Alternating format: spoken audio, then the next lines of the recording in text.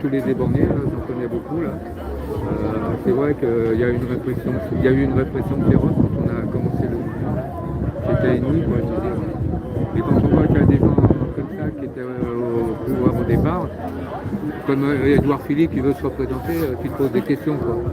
Parce que quand on a commencé le mouvement, ben, on défendait des intérêts factuels, quoi. C'était pas que pour les gilets jaunes, c'était pour tout le monde, quoi. C'était justement le prix du carburant qui était monté, taxe au carbone, tout ça. Donc on était très nombreux dans les rues et il y avait des gens de toutes parts, de toutes nationalités, voilà, de gauche, de droite, du milieu du centre. Tout le monde était là. Il y a même Jean,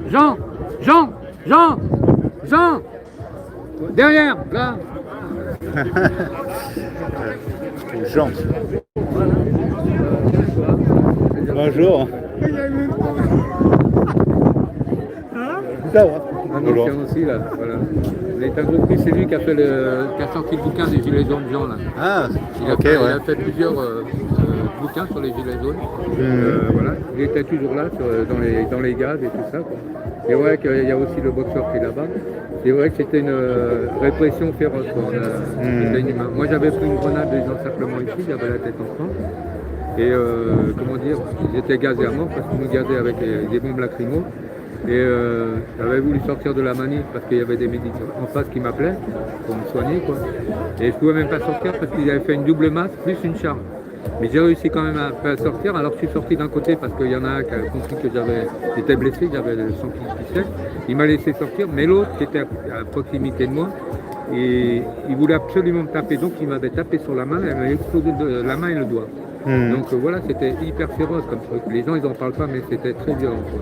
À côté, plus loin derrière moi, j'ai vu un jeune qui avait, je sais pas, 25 ans, qui s'est fait exploser la main, il avait plus de main, c'était horrible, quoi. Franchement, c'était horrible. Voilà. C'est bien qu'il y ait encore un petit groupe de gilets jaunes qui fait quand même les éborgnés et les mutilés et ceux qui sont encore en prison. C'est bien de leur rendre hommage, quoi. Voilà, parce que on a eu un président normal il y a quelques années, un président qui disait un président normal, c'était Hollande. Et maintenant on a un président anormal, si on peut dire. Voilà. Sinon voilà, en plus il fait beau, j'espère qu'on va bien se passer. Voilà.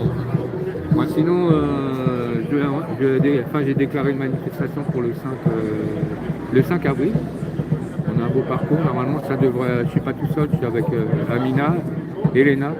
Et on a un beau parcours, normalement ça devrait bien se passer. On aura peut-être une association là qui va venir, non à la guerre. On verra, on va essayer de faire un truc. Et tu penses qu'il y a des chances que le parcours soit accepté ou c'est encore en discussion, quoi? Qu'il soit accepté, je ne sais pas, parce que nous on choisit toujours des parcours où il y a de la visibilité. Des parcours où il y a des gens qui comprennent rien, qui sont toujours endormis, quoi.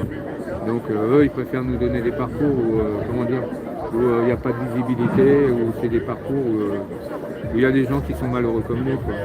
Ça c'est leur truc à eux, mais des beaux parcours ça les dérange.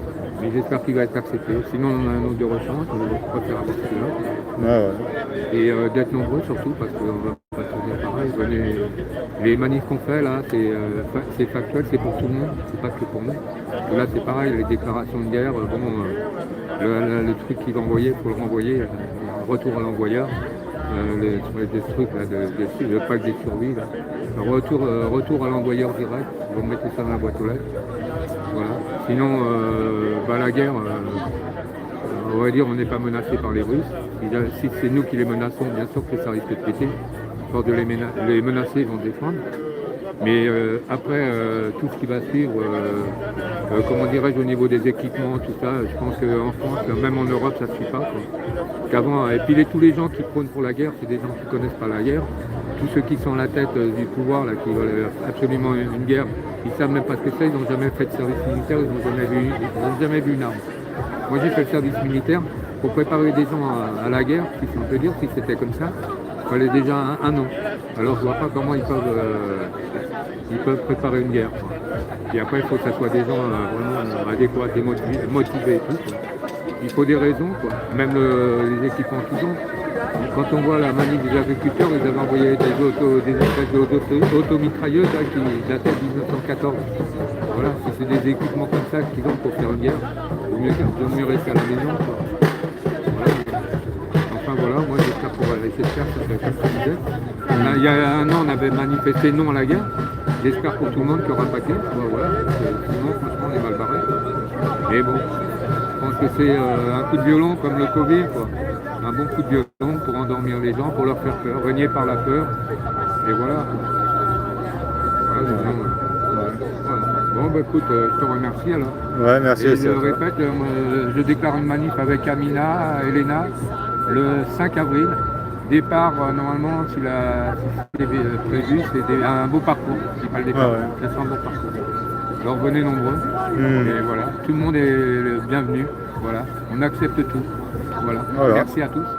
Merci.